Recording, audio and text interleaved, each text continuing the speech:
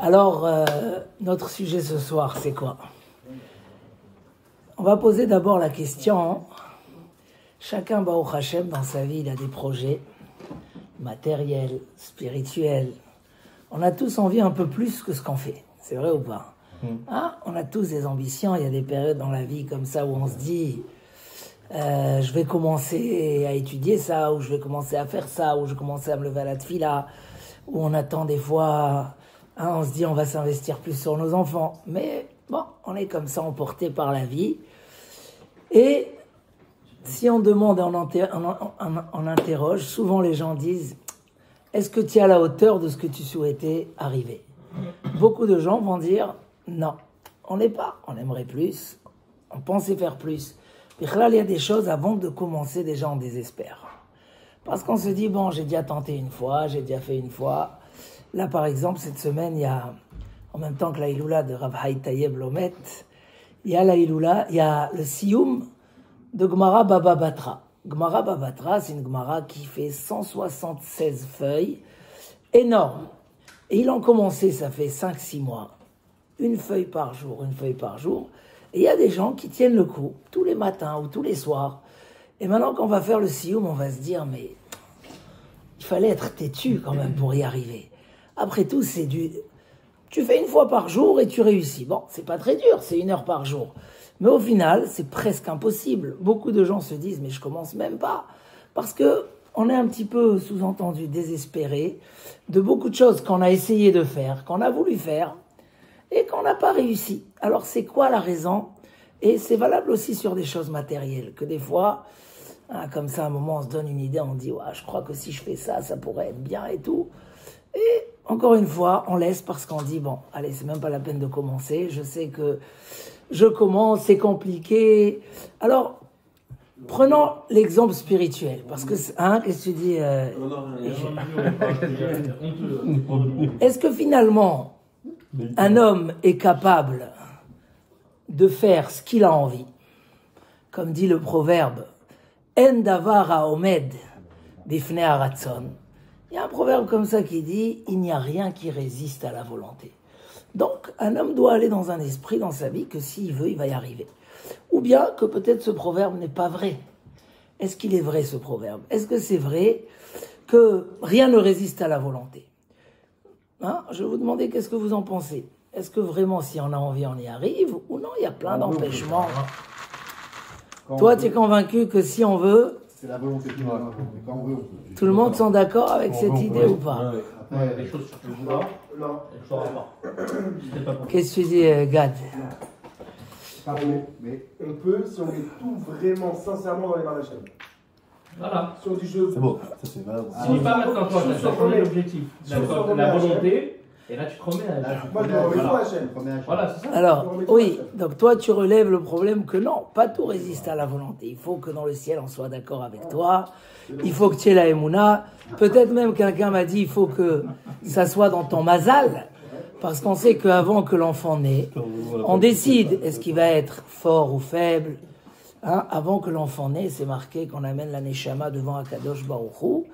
Et on décide déjà s'il va être riche ou pauvre, fort ou faible, intelligent ou bête. Oui, c'est marqué avant. Il y a une chose qu'on ne décide pas, c'est Tzadik ou Racha. Tout ce qui concerne le spirituel. Mais au moins déjà sur le spirituel, on devrait être d'accord que ça dépend de nous, puisque on a le libre arbitre. Et malgré tout, je suis sûr que beaucoup de gens sont convaincus que même s'ils veulent, ils ne peuvent pas.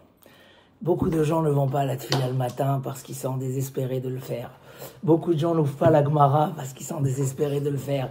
Beaucoup de gens ne tiennent pas un certain cap de Kedusha, parce que la Kedusha aujourd'hui, elle est difficile avec la société qu'on vit autour de nous. Donc, est-ce que vraiment, si on veut, on peut? Même au niveau matériel, vous allez dire, voilà, financièrement, un homme, il se dit, il faut que je finis l'année avec tant. Est-ce que ça dépend de nous? Ça dépend pas de nous. Qu'est-ce que tu dis? Ça dépend de nous. Ouais, ça dépend de nous, je pense. Il y a des empêchements aujourd'hui, ils bloquent les aides. Même si tu as signé des contrats, on te les paye pas. C'est pas mieux. Alors, le mettre 16, c'est pareil. Hein. Même pas un centime, même pas un giga. Non, alors, on ne peut pas prévoir. Hein? Oui, c'est imprévu. Oui, alors c'est vrai que cette phrase-là, rien ne résiste à la volonté, elle est marquée presque nulle part. Elle est marquée dans certains commentateurs. D'accord, ça vient pas ni de la Gemara, ni du Midrash. Et beaucoup de gens ne croient pas, ils disent cette phrase-là. Mais si on y croyait, je suis sûr qu'on aurait fait beaucoup de choses. Parce que chacun, il a envie de certaines choses qu'il n'a pas, qu'il aimerait mais qu'il ne fait pas. Parce que on sait qu'il y a des blocages, il y a tellement de choses qui nous empêchent d'arriver. Alors Gad, il dit, la Emouna, avec la foi, tu peux arriver, d'accord? Donc déjà, ça veut dire que ça ne dépend pas que de notre volonté. Donc de notre volonté et de la volonté d'Hachem. Est-ce que nous, on peut débloquer quelque chose qui n'est pas dans notre mazal? Quelqu'un qui retrouve toujours un échec sur quelque chose, il doit quand même s'entêter. Ah, en yehush ba'olam ou yesh yehush ba'olam? Est-ce qu'on peut désespérer ou non? Un homme, il doit être convaincu. Quand on va faire quelque chose, est-ce qu'on doit être convaincu que si je veux, il y aura l'aide du ciel, il y aura la hatzlacha. Alors, hein? Ça c'est vrai. Toi, tu dis en malas. Ça c'est vrai. Quand t'es déterminé. On y croit qu'on aura les Même les goyim, je suis sûr. Plus Plus on est déterminé, plus c'est sûr que ça arrive. Si on abandonne, personne ne nous aidera. Il faut aller droit devant. Ouais. Donc, on va partager entre le sujet de la providence divine, où là-bas, Béhémet, il y a des choses qui ne dépendent pas de nous. Il y a comme ça des choses qui sont déjà décrétées. Mais malgré tout, on sait que d'une manière générale, Dieu veut notre bien. Maintenant, c'est vrai que Dieu attend nos efforts. Hein? C'est marqué Uberachecha, Bechol Maase Yadecha. Dieu, il te bénit si tu fais. Si tu fais pas, hein, si un homme il prie pas, si un homme il met pas le keli, la bracha elle vient pas, c'est clair. Maintenant, si je la mets et que le mazal n'est pas favorable sur moi, là aussi peut-être qu'on peut changer le mazal. On sait que le peuple d'Israël, les mal amina mazal. Mais aujourd'hui, peut-être que je veux un petit peu m'attarder avec des appuis très forts, Bezrat Hashem, des parachiotes et des 12 tribus qu'on est en train de raconter leur histoire là ces semaines. Qu'est-ce qui fait que l'homme ne va pas jusqu'au bout? Pourquoi sur tellement de choses qu'on aimerait, qu'on a lancé, on ne va pas jusqu'au bout? Ce qui fait que l'homme à la fin il dit bon, c'est vrai que si j'avais une volonté en faire, je sais, allez, disons on accepte la phrase que rien ne résiste à la volonté. Mais avant d'arriver à la vraie volonté, on a plein d'empêchements en nous. Qu'est-ce qui fait qu'un homme ne va pas jusqu'au bout des choses? Hein? Allez, j'ai encore besoin de vous là. Qu'est-ce qui fait? Hein? La patience. Quoi, l'homme il n'a pas la Justement, patience? notre libre arbitre. C'est peut-être il nous fait fausser des fois. Prenons un exemple. Est-ce qu'il y a ici quelqu'un qui veut prier tous les jours à la synagogue et qu'il n'arrive pas? Parce qu'il a les enfants, parce qu'il a... Il y a quelqu'un ici, voilà. Il y a. Maintenant, est-ce que toi, tu es convaincu que si tu mettais toute l'énergie, tu aurais pu, ou non? Tu penses que tu as des vrais empêchements? Moi, ce que je veux comprendre ce soir, c'est qu'est-ce qui fait qu'un homme veut, mais il ne va pas jusqu'au bout des choses. Pourquoi? C'est une bonne réponse. Pourquoi un homme ne va pas jusqu'au bout des choses? Hein? Un homme, il fait un néder, par exemple. Vous savez, à l'époque, il y avait les néders. Néder, je fais un néder. Hein? Néder, c'est un vœu que demain matin, je vais me lever au Dafayomi, par exemple. Je vais aller à la Tfila tôt. Ou je prends un néder. Un néder, ça engage, on est d'accord. C'est très grave de transgresser un néder dans tous les domaines de la vie. D'accord? C'est bien de faire un néder ou c'est pas bien de faire un néder? Qu'est-ce que vous dites? Je viens, je vois que c'est dur, voilà, il y a qui veulent se lever à la Tfila, par exemple. Après, je vous dis, c'est sur tous les sujets de la vie, mais on va prendre l'exemple des choses spirituelles, parce que là-bas, on va mieux comprendre. C'est très grave de ne pas transgresser un néder. Il y a ici une place. Est-ce que c'est bien de prendre sur soi? Je vois que j'arrive pas. Ça va? Je vois que j'arrive pas. D'après vous, c'est bien de prendre un éder, de dire voilà, je jure et je prends sur moi, ou c'est pas bien? Qu'est-ce que vous dites? d'une part, le neder va amener ma volonté, ma détermination. J'aurai pas le choix, je me suis enlevé le choix.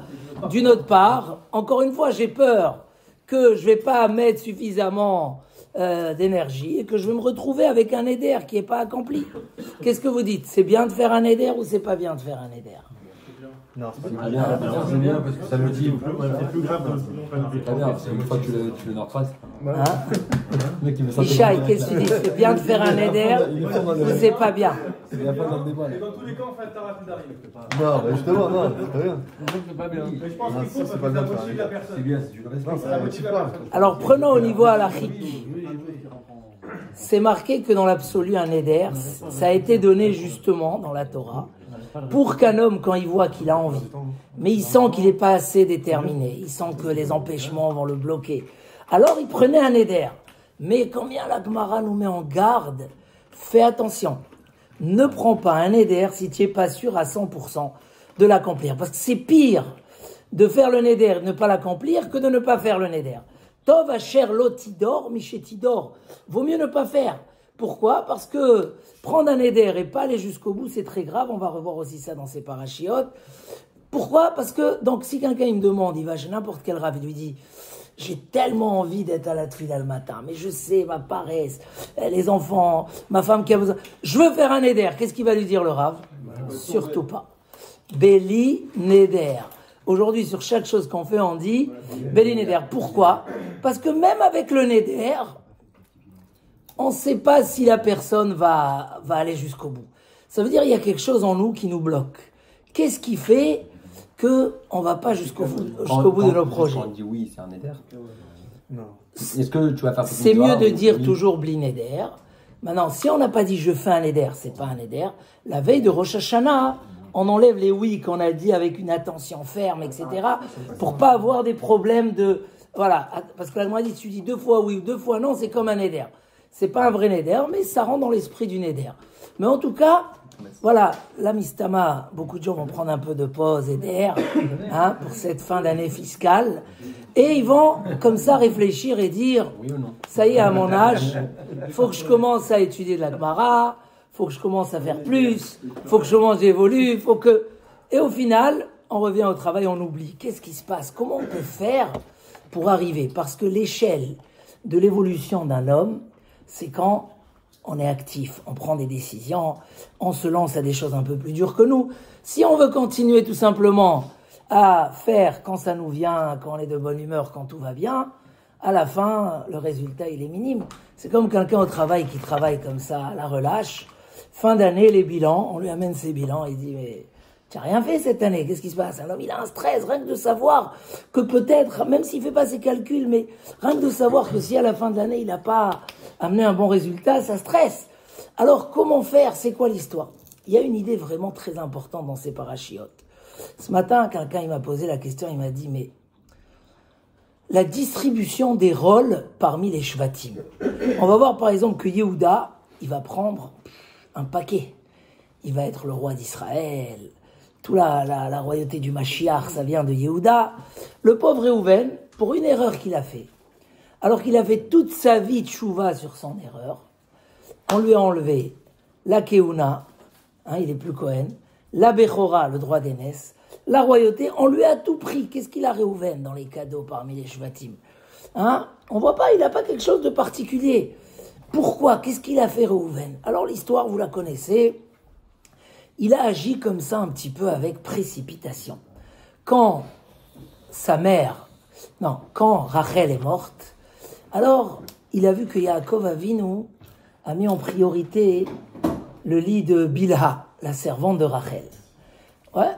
Alors Réhouven, ça l'a mis en colère. Il a dit, déjà pendant des années, qui était prioritaire, qui dormait avec Yaakov Avinu dans la même tente, c'était Rachel. Maintenant, c'est le tour de ma mère, Léa, ma pitom. On prend sa servante, ça l'a tellement énervé. Il est parti et il a changé les lits. Ouais, c'était considéré comme une faute. Il a failli se faire exclure des 12 tribus. Et le jour où Yaakov va venir le bénir, il va lui dire, écoute, Pachaz Kamaim, tu t'es empressé comme un jet d'eau. Hein, tu as pris des décisions trop vite, tu n'as pas réfléchi. Altotar, c'est quoi Altotar? On ne peut pas te donner les cadeaux supplémentaires que tu avais. Il lui a tout pris. La Bechora qu'il a donné à Yosef, la Keuna il a donné à Lévi, et la royauté il a donné à Yehuda. Pourquoi eux ils étaient mieux que lui? Est-ce que le fait qu'il a fait une erreur, ça y est, on lui prend tout? Et en plus, c'est marqué qu'il a fait Teshuvah. Réhouven, c'était un des premiers qui ont fait Teshuvah. Et quand même, ça l'a pas aidé à récupérer toutes ses qualités. En revanche, Yehuda, il a fait des erreurs. C'est la paracha de cette semaine. Qui a vendu Yosef? C'était qui le chef de tous les frères? C'était Yehuda. C'est lui qui a décidé. Et quand Yaakov il vient le bénir, il lui dit, Yehuda, toi, tu as sauvé ton frère en dernière minute. Toi, tu as avoué dans l'histoire de Tamar. On va y revenir tout de suite. Toi, alors tu vas être le roi d'Israël. Tu vas être celui qui va. Pourtant, Yehuda, il a fait des erreurs. Et pourquoi on lui enlève pas, on lui enlève rien? En plus, la vente de Yosef, qu'est-ce qui s'est passé? Ils ont décidé de le vendre, ils l'ont jugé. Hein? Davka Réhouven, il voulait le sauver. Qu'est-ce qu'il a dit? Bon, vous savez quoi, pourquoi on va le tuer? Venez, on le met dans un puits. Bon, il l'a mis dans un puits plein de serpents, mais Réhouven, il voulait le sauver. Entre-temps, Yehuda, il a dit, à quoi ça sert qu'on va tuer notre frère? C'est notre frère. Alors, ils l'ont jugé comme un danger, Yosef. C'est pas Stam. Yosef était pour eux un danger. Il allait parler du mal de à Yaakov, et ils ont dit, si ça continue comme ça, Yaakov, il va nous mettre dehors, on fera plus partie du peuple d'Israël. Donc, qu'est-ce qu'on fait avec Yosef? Il faut se débarrasser de lui. Alors, au début, ils ont décidé de le tuer. Réhouven, il a adouci la situation, il a dit, non, on le met dans le puits. Comme ça, il voulait venir le chercher, mais il n'a pas vu que le puits il était rempli de serpents. Yehuda, en dernière minute, il dit, ça sert à quoi de le tuer? Il va mourir là-bas dans ce puits. Viens, on le vend. Est-ce que cet acte-là que Yehuda il a fait, c'était un bon acte? Après tout, il a vendu son frère. Donc le jour où Yaakov vient et il parle à Yehuda, il aurait dû lui dire, écoute, tu m'as volé mon fils, je peux pas te... Et au contraire, par un qui lui dit, Yoducha achecha, au contraire, grâce à ça, tu vas devenir roi d'Israël. Yosef a subi des épreuves terribles en Égypte, et Yaakov, il lui donne le droit d'aînesse. Lévi, il a fait l'erreur avec Shechem, hein, ils sont partis, ils ont tué toute la ville de Shechem, le 3e jour, la ville de Shechem avait kidnappé Dina, il avait violé, etc. Et le 3e jour, les 2 frères se sont énervés, et ils sont partis, et là, il s'est énervé sur eux. Yaakov, il leur a dit, vous m'avez fait des histoires, tout le monde est venu faire la guerre contre Yaakov, c'était terrible. Il a dit, presque ils allaient m'exterminer à cause de vous. Et quand même, Lévi va prendre cette qualité, la Keuna. Qu'est-ce qui fait qu'on donne un rôle de responsabilité à quelqu'un et on ne le donne pas à l'autre? Qu'est-ce qui fait que Réhouven, sa faute est tellement grave jusqu'à perdre toutes les qualités qu'on veut lui donner? Et qu'est-ce qui fait que Yehuda, Lévi, Yosef, ils ont leurs qualités et ils arrivent à avoir ce qu'ils souhaitent? Et dans cette question-là, on a vraiment un secret très important que les Sfarim appellent ce mot-là acharayut, responsabilité de ses actes. C'est quoi être responsable de ses actes, de ses projets, de ses ambitions, de ses enfants, de sa famille? Être responsable n'est pas quelque chose de simple. On voit aujourd'hui en Israël, par exemple, il y a tout un débat autour. Est-ce que faire une enquête pour voir les responsabilités du 7 octobre? C'est un sujet d'actualité. Il y a qui veulent, il y a qui le réclament, et il y a qui disent non, ils veulent pas. Et tout le débat, c'est est-ce qu'un tel va prendre la responsabilité? À quoi ça change? Est-ce qu'on va sauver ce qui s'est passé en prenant la responsabilité? Qu'est-ce que ça change aux gens? C'est pas des gens qui sont dans le pouvoir, qui disent, bon, si tu prends la responsabilité, alors... Non, c'est tout simplement, le peuple, il veut un responsable. Qu'est-ce que c'est prendre la responsabilité? Prendre la responsabilité de ses actes, c'est pas quelque chose d'évident, mais c'est un grand secret de grandeur. Pourquoi un homme prend tellement de projets et il aboutit pas dans ses projets? Parce que on n'est pas responsable de nos décisions. On n'est pas responsable de nos projets. Si un homme, il prend chaque ambition et il est responsable d'elle.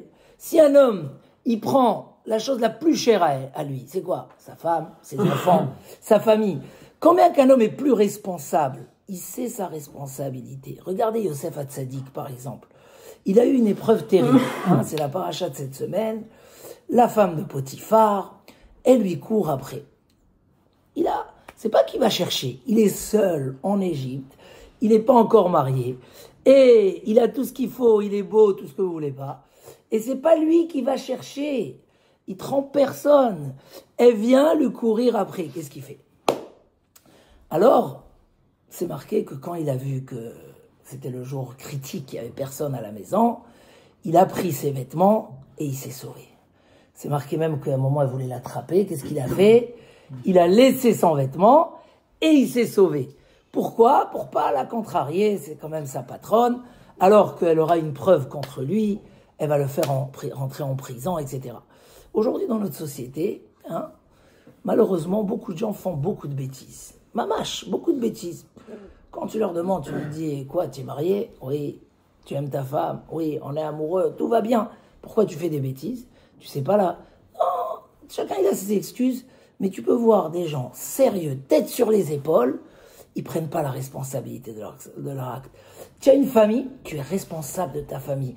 Si tu leur amènes le plus petit tort qu'il peut y avoir, même le fait que dans ta tête, tu es infidèle ou que chas v'shalom, c'est déjà la gravité. C'est quoi le jour où les gens ils dévoilent eux-mêmes? Oui, c'est tout simplement qu'ils sentent qu'ils ont trahi pas leurs femmes, pas leurs enfants. Ils ont trahi leur responsabilité. Ça veut dire, j'ai une famille, je suis responsable de ma famille. Si un homme a ce sentiment, comme ça écrit le Ramban, Nachmanide, il dit un secret énorme. Il dit qu'il n'a même pas expliqué, quand on voit dans la paracha, il n'a pas expliqué à la femme de Potiphar, lui dire que les mœurs, c'est assourd, qu'elle est une femme mariée, que même les Bnei Noach, les goïms de l'époque, ont pris sur eux de respecter les mœurs. C'était normal. Il aurait pu lui expliquer. Il lui a dit non, vechatatil elokim. Il dit le Ramban, c'est incroyable ce qu'il dit. Il dit, mon maître m'a tout, ton mari donc, a tout donné dans mes mains. Il m'a tout donné comme ça, vous allez voir dans le passouk. Il dit, mais il m'a nommé responsable. Si je le trahis, vechatatil elokim. Le fait que je suis le responsable de la maison. Il m'a tout donné, ses biens, son argent, les clés de son coffre, tout ce que... Si je fais quelque chose contre sa volonté, je le trahis. Combien des gens me demandent, alachiquement, est-ce que je peux cacher de mon propriétaire? Voilà, je veux vendre... Lui, il travaille dans une agence immobilière. Il veut vendre un appart sans passer par l'agence. J'ai le droit ou j'ai pas le droit? Bah, putain, tu as le droit. C'est du Gezel Gamour. Ton patron... Donc, c'est pas que lui, il va se vexer. Tu es responsable de tes actes. Un homme qui se sent responsable. Yosef Hatzadik, qui lui a dit, je suis responsable de quelque chose. Je peux pas trahir cette responsabilité. Parce que si un homme perd le sens de la responsabilité, il n'a plus rien. C'est comme un chef d'entreprise. Hein? Ça, c'est le patron toujours. Et après, chacun... Exactement. Combien des gens... Tous les problèmes, c'est le patron. Pourquoi? Parce que tu es responsable. Ah, tu n'as pas vu, et lui, il a fait... La police, elle veut rien savoir. C'est toi, le patron. Ouais, c'est toi, le responsable. Regardez ce qui est marqué dans la paracha de la semaine passée. Yaakov, comme on a dit tout à l'heure, on lui a kidnappé sa fille Dina. On l'a violée. Et le seul arrangement qu'ils avaient pour rendre les otages, entre guillemets, c'était que toute la ville fasse la Brit Mila. D'accord? C'était ça. Il n'y avait pas le choix. Ils ne voulaient pas rendre la fille. Pourquoi Yaakov a eu cette épreuve-là? Yaakov était Shalem, parfait. Il est arrivé. Yaakov Avinu Lomet. Yaakov Avinu n'est pas mort. C'est-à-dire quoi? Il n'est pas mort. Il est devenu comme Adam Arishon avant la faute.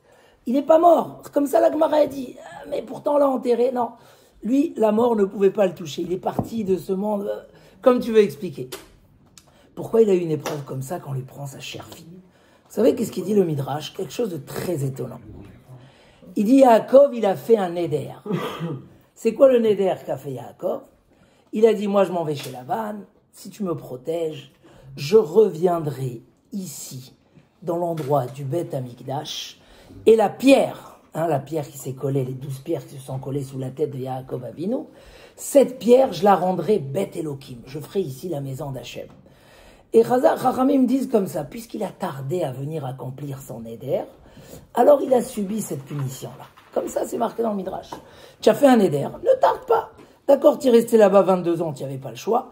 Le retour, dépêche-toi, tu t'es engagé envers quelque chose. C'est pas autre chose par rapport à la punition de Jacob, par rapport à Dina, par rapport à Esav. Ce Shabbat, j'ai dit à la synagogue 4 raisons. Une des raisons, tu as raison, la tienne aussi elle est juste, une des raisons c'est qu'il n'a pas payé son éder. C'est quoi le problème, un homme qui accomplit pas son éder? Mayesh, un homme il a, Yaakov Avinu, il pensait le faire plus tard, etc. Yaakov Avinu, il s'est senti responsable, même de quelques centimes qu'il avait dans la poche. Vous savez, quand il est retourné, il a traversé toute sa famille, et il est retourné chercher, qu'est-ce qu'il est retourné chercher? Des petits pots qu'il avait oubliés là-bas, et à cause de ça, il a eu la dispute toute la nuit. Mais la Gemara demande, mais qu'est-ce qu'il est parti chercher des petits pots? Il dit, les tzadikim, même quand ils ont un truc qui vaut, je sais pas, 2 euros, ils se sentent responsables. Si Dieu il me l'a donné, c'est peut-être pour allumer des bougies, c'est peut-être pour quelque chose. Donc Yaakov, c'était la responsabilité. Il n'y a pas une chose qui lui est passée sous les mains.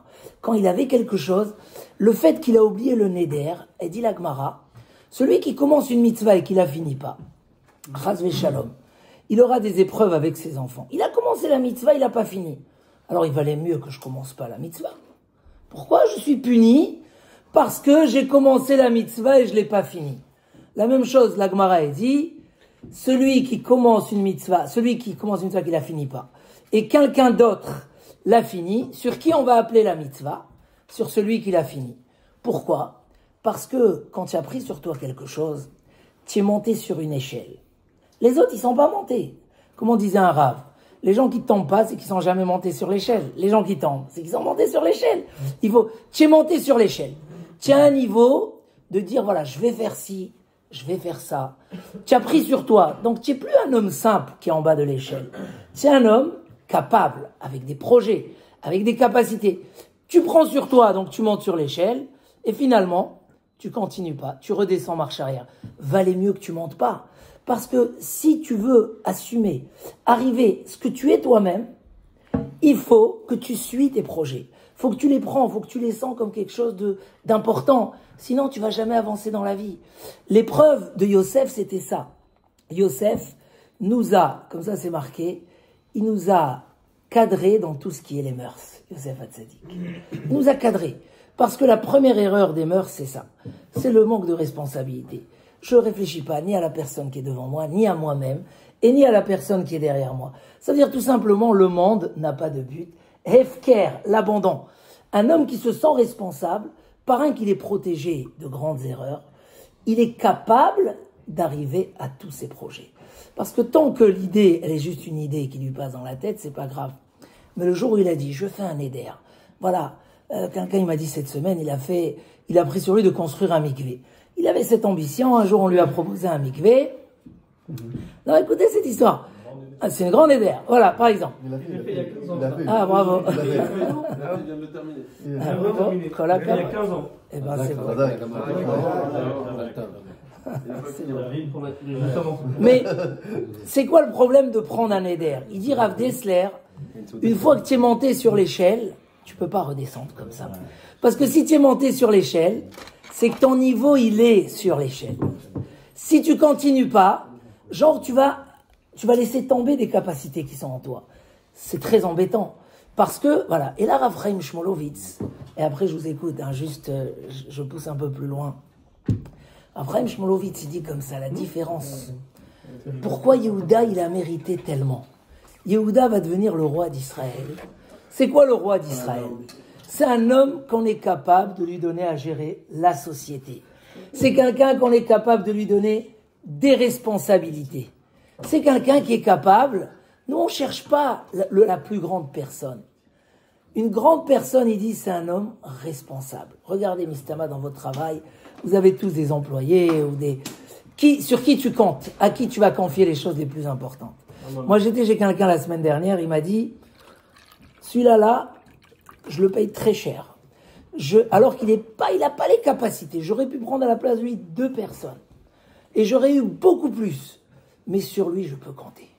Il est honnête, il est fidèle, je sais que jamais il va me trahir, je peux compter. La confiance, la responsabilité, ça rend une personne, une grande personne, une personne qu'on peut compter sur lui. Un homme vis-à-vis de lui-même, c'est exactement la même chose. Si un homme, il veut avancer, un homme, il veut faire des élans, il veut, comme on a dit, rien ne résiste à la volonté, si ta volonté, elle tient sur quelque chose. Si c'est de l'air, alors, rien ne résiste à l'air, on va dire. Si c'est de l'air, si quand tu prends sur toi quelque chose, combien qu'on avance, même 1 millimètre dans ce sens-là, de savoir qu'un homme est responsable de ses actes. Il doit répondre à ses actes. Pourquoi tu as fait ça? Pourquoi tu n'as pas fait ça? Comment il m'a dit un jour quelqu'un, on ne fait rien si on ne sait pas répondre. Oui, mais ils vont jamais m'attraper, ils vont jamais machin. Tu as une réponse ou tu n'as pas de réponse? Si tu n'as pas de réponse, tu ne peux pas t'engager. Parce que il faut que tu aies une réponse. Peut-être qu'elle n'est pas parfaite, mais tu sais sur quoi tu vas. Tu t'habitues pas à faire des choses que toi-même, tu les valides pas. Ça veut dire que tu es plus responsable de tes actes. Ne pas être responsable, c'est très grave. Dire le 7 octobre, c'est à cause de lui ou c'est à cause de lui, que la personne dise oui, c'est à cause de moi, c'est très important pour les gens. Pourquoi? Tu dis que c'est à cause de lui, elle n'est pas, dans la Eh oui, galère, c'est là l'épreuve, c'est là la difficulté. Elle est pas dans la Je ne galère. sais pas qui est le responsable. Est-ce qu'il y a un responsable? Nous, on sait qu'il y a un seul dans le ciel. Mais quand même, prendre ses responsabilités, c'est-à-dire que je peux compter sur toi. Si tu n'es pas capable de prendre tes responsabilités, va savoir demain, tu vas me trahir sur autre chose. Est-ce que je peux compter sur toi? Je ne peux pas compter sur toi. Venez. Shem Mishem Tov, oui. C'est quoi le Shem? C'est les choses que l'homme il a acquis par soi-même, plutôt que les choses qu'il a par la famille, Ça etc. rejoint aussi ça, il a assumé ses responsabilités, quoi. Alors venez, on finit sur Yehuda et Reuven. Comme ça, après, Yehuda, vous savez ce qu'il lui a dit à Yaakov? Moi, chaque fois que je lis ce passouk-là, ça m'étonne. Yehuda devait être le responsable de la vente de Yosef. Le fait qu'après qu'ils ont haï Yosef pendant tellement de temps, qu'ils l'ont jugé, c'est marqué, ils ont fait un bédine, et qu'ils ont associé dans ce bédine Akadosh Baruch Hu lui-même. Donc c'est validé à 100%. Comment tu reviens, Yehuda, et tu dis, bon, mais pourquoi? Qu'est-ce qu'on va gagner devant notre frère? Ça veut dire quoi? Ça y est, ça a été décidé, c'est acté, c'est terminé. C'est-à-dire que Yehuda avait toujours le sens de se dire, je peux assurer ce que je fais ou pas. Je peux assurer, non. Je sens que quelque part, je vais m'en vouloir parce que j'aurais pu avoir une autre solution. Un homme qui décide avec cruauté ou avec méchanceté ou avec jugement, rigueur, peu importe, bon ou mauvaise, de faire quelque chose, de punir quelqu'un, de licencier quelqu'un, et qu'à un moment il se dit, mais peut-être qu'il y a une autre solution. Et il est responsable de ça. Ça veut dire, il se dit, c'est moi le responsable de sa souffrance. S'il n'y a pas le choix, c'est le jugement. Yehuda, en fait, pourquoi il est devenu roi? Parce que c'est ça un roi. Un roi, c'est quelqu'un qui est roi aussi sur soi-même, qui est capable de dire, si c'est pas ça, alors je dois valider, Quand il y a eu l'histoire de Tamar, vous connaissez l'histoire de Tamar de cette semaine, que Yehuda, c'est marqué que ses frères, alors en même temps je parle de responsabilité de Yehuda, mais on verra tout de suite que quand même on lui reproche quelque chose. Quand Tamar, elle a dit, voilà, à qui appartiennent ces fils, ce tampon, à qui ça appartient? Yehuda, il était dans un dilemme terrible. Est-ce qu'il va aller avouer devant tout le monde? Non, il ne va pas leur dire qu'il y a un ange qui lui a dit « Va avec Tamar et tu auras de là-bas le Mashiach, etc. » Personne ne va le croire. Quand Yehuda, maintenant, il doit avouer. De qui cette femme est enceinte? Qu'est-ce qu'il répond? Tzadka mimeni. Il a assumé. La honte, pas la honte. Je suis le responsable, j'assume. C'est pas une question d'assumer maintenant. C'est qu'automatiquement, quand tu prends des décisions, tu les prends avec toute leur responsabilité. C'est que quand tu sens que tu es capable de faire quelque chose, tu as honte de ne pas le faire. Parce que tu dis, mais si moi je suis capable d'être un homme qui fait ci, qui fait ça, comment je vais me voir au miroir en sachant que j'étais capable de faire des si belles choses et à la fin je les ai pas fait. Ça c'est le sens de la responsabilité. Yehuda il a réussi la royauté. Troisième raison dans le Midrash, pourquoi Yehuda il est devenu roi, quand on était face à la mer. Et ils ont dit, pour que la mer s'ouvre, il faut quelqu'un qui saute à l'eau. Alors chacun, qu'est-ce qu'il va dire? Vas-y, Narod. Narod, c'est Yehuda, il a sauté en premier. Il a dit non, c'est moi qui gère mes frères, c'est moi qui prends la chose. Ces trois choses-là, il dit Rav Chaim Shmulevitz, ça montrait combien Yehuda avait la responsabilité. Un homme responsable, il va jusqu'au bout des choses. Il peut être capable de gérer et il peut être capable de se remettre en question, même après avoir décidé. Et ça, c'est une grandeur extraordinaire. Et là, il a mérité d'être roi d'Israël. En revanche, Réhouven, il a agi trop vite. Il n'a pas pris le temps de se dire, est-ce que mon père, il a peut-être raison, peut-être que je vais lui parler. Vous savez, des fois, quand quelqu'un il s'énerve, si avec la colère il agit, il peut faire des catastrophes.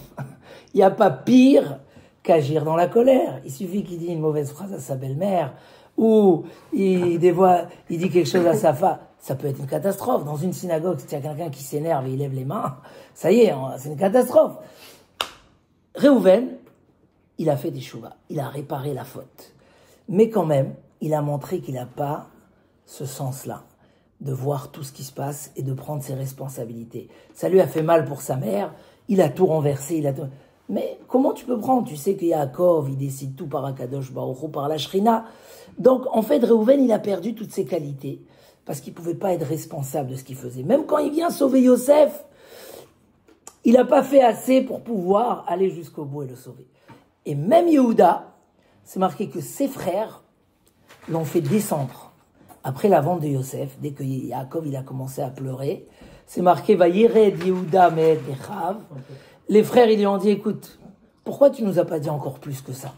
Pourquoi tu nous as pas dit finalement de changer d'avis et de le rendre à son père ?» Mais qu'est-ce qu'ils veulent de lui? Il y a eu un jugement. Ils ont mis Akadosh Baruch Hu dans le jugement.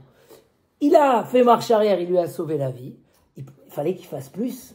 Ouais, toi tu es responsable, Yehuda. Si déjà tu as eu la capacité de remettre en question, de réfléchir, pourquoi tu n'es pas allé plus loin et tu n'as pas pensé à la peine que notre père aura? Si tu te sentais autant responsable, tu ne te serais pas arrêté là. Tu serais allé encore beaucoup plus loin.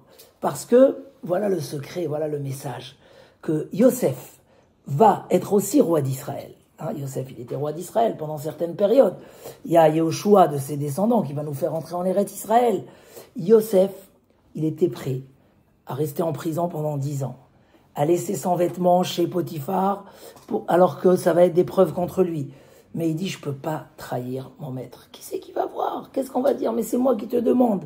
Cette honnêteté, qu'un homme y soit entier dans ce qu'il fait et qu'il se sente responsable de ce qu'il fait. On voit par exemple toute cette histoire que j'ai dit tout à l'heure, faire un éder. Un homme, elle dit la Gemara dans les Darim, celui que le soir, comme ça, il se motive et il dit, demain matin, Ashkim ve'eshne perekze. Ça y est, j'en ai marre de rien faire, je veux un peu de Torah, demain de bonheur, je me lève. Neder gadol nadar l'Eloké Israël. C'est un grand neder qu'il a fait à Kadosh Baruch Hu. C'est-à-dire que Dieu t'a entendu, Dieu il a pris en considération ton neder. Top. David Amelech, il faisait comme ça. Nishba'ati va'akayema, lishmor mishpetetit kecha. David Amelech, il dit, je jure et j'accomplis. Avraham Avinu, tous les tzadikim, quand ils sentaient qu'il y a un risque de ne pas aller jusqu'au bout des choses, alors ils faisaient un neder. Neder gador nadar l'Eloké Israël. Donc le neder, c'est quelque chose d'extraordinaire. Mais en fait, le neder, c'est l'idée du neder. C'est, si j'ai peur, et je ne dois pas faire un neder, on a dit qu'on ne doit pas faire de nedarim, mais quand tu prends sur toi quelque chose, quand tu te sens capable de quelque chose, tu le prends d'une manière ferme, tu dis, ça y est, je suis sur l'échelle, je dois assumer, je dois monter jusqu'en haut, je dois arriver jusqu'au bout de mes objectifs, alors l'homme, il peut arriver à des choses qui sont extraordinaires. En davar haomed bifnei haratzon. Rien ne résiste à la volonté. Il y a des choses qui résistent. Mais si c'est quelque chose d'extérieur qui t'a empêché, c'est une chose. 80% des fois, c'est nous-mêmes quand c'est empêché. C'est pour ça qu'on dit oui, rien ne résiste à la volonté. Parce que si tu veux, et tu associes à ça la responsabilité de ce que tu prends sur toi, le sentiment, il y a comme ça une Gemara dans Brachot qui dit comme ça. Celui qui vient tous les jours à la synagogue, ou pour la tfila, ou pour le limoud, et un jour il n'est pas venu. Qu'est-ce qui se passe? Il est où? Hein? Quoi, il est où? Dans la Gemara Brachot, Dieu, il demande où il est. Vous imaginez Dieu, Melech Malchei Melachim, il a le temps de s'occuper de toi, Réhouven, David ou Yosef. Mais c'est marqué à Kadosh Baruch Hu Mash'ilbo. Dieu, il s'intéresse où il est. S'il est parti faire une mitzvah, et dit la Gemara, il aura une bracha. S'il est parti pour du travail, en no galo, il n'aura pas Hatzlacha. Et comme ça, il dit la Gemara, pourquoi? Hayalo livtoach beshem Hashem. C'est quoi Hayalo livtoach beshem Hashem? On m'a dit que je l'avais mis la bracha si j'ai dû faire. Je vais pas du peur. Hayalo livtoach beshem Hashem. Il devait avoir bitachon bashem. D'accord?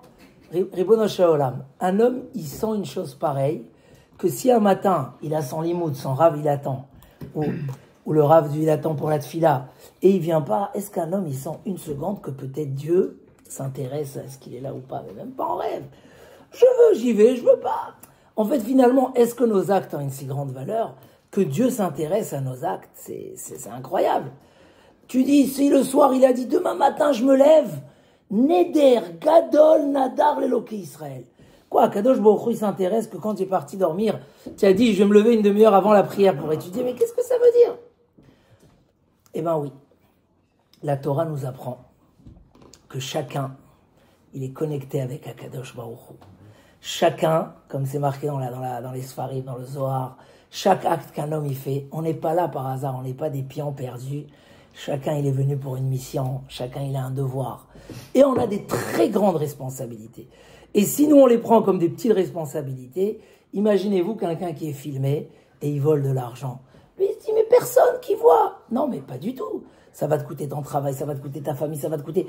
Un homme, il réalise pas que ses actes sont d'une importance énorme. Mais même sans ça, un homme, il doit savoir qu'il y a une échelle. Et il avance dans la vie. Donc, les nédarim qu'il prend, les engagements. Pourquoi c'est tellement important, les engagements? Alors, blinéder aujourd'hui, d'accord? Mais si tu veux que quelque chose marche, si tu veux que rien ne résiste à ta volonté, c'est valable aussi au niveau matériel. Tu es responsable. Tu as pris pour toi de faire un mois extraordinaire. Ne viens pas à 11 heures comme un pépère comme ça. Tu as décidé que ce mois-là peut être, que tu sens que tu vas prier, tu auras la bracha. Prends tes responsabilités. Je termine avec ça pour pas être lent. C'est ce qu'a fait Yehuda avec Binyamin. Yaakov ne voulait pas envoyer Binyamin en Égypte. Il a dit, ça y est, j'ai perdu Yosef, j'ai perdu Shimon. Vous allez me prendre Binyamin aussi. Sur qui il a compté? Yehuda, le responsable. Et Yehuda, il a fait la guerre pour prendre Binyamin. Il a même dit, je vais être esclave à la place. Parce que Yehuda, le sens de la royauté, le sens de la réussite, le sens de qu'un homme puisse arriver à des succès dans tout ce qu'il veut arriver, c'est d'être entièrement entier dans tout ce qu'il fait.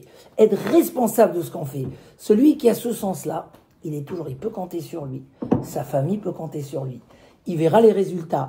Et quand la Gemara, elle a dit que Yaakov, il paye sur ses enfants parce qu'il manque de responsabilité au niveau de son éder, c'est parce que ça a un lien. Tu surveilles pas suffisamment ta fille. Si toi-même, ton éder, tu le surveilles pas comme il faut. Ah, mais ta fille, c'est super important. C'est le même principe. C'est la même logique. Si tu es responsable, alors tu vas détecter les choses qui vont pas. Tu n'es pas responsable, tout va passer sous tes yeux, tu vas rien voir. Alors Bezrat Hashem, voilà, ce secret de malchut, de royauté, de réussite, de que la volonté nous amène à ce qu'on souhaite arriver. C'est un petit peu cette notion, néder sans faire de néder, c'est être responsable. Et tout ce qu'on fait déjà, tout ce qu'on a envie de faire, mettre comme ça l'entière. Et quand on fait un acte, il faut se poser la question avant. Tu es capable de l'assumer? Demain, tu es capable de le raconter? Demain, si on t'attrape, demain, si on te voit, tu es capable? Si tu n'es pas capable, tu ne peux pas être responsable sur ça. Alors, c'est l'inverse de la responsabilité. Voilà, Bezrat Hashem, Chazak, Benit Chazek, qu'on est Hatzlacha dans tout ce qu'on fait, toujours, parce qu'avoir un chemin de succès, c'est très important. Et le chemin du succès, c'est beaucoup à travers combien on est Acharaï, combien on est responsable, Bezrat Hashem. Chazak, Benit Chazek.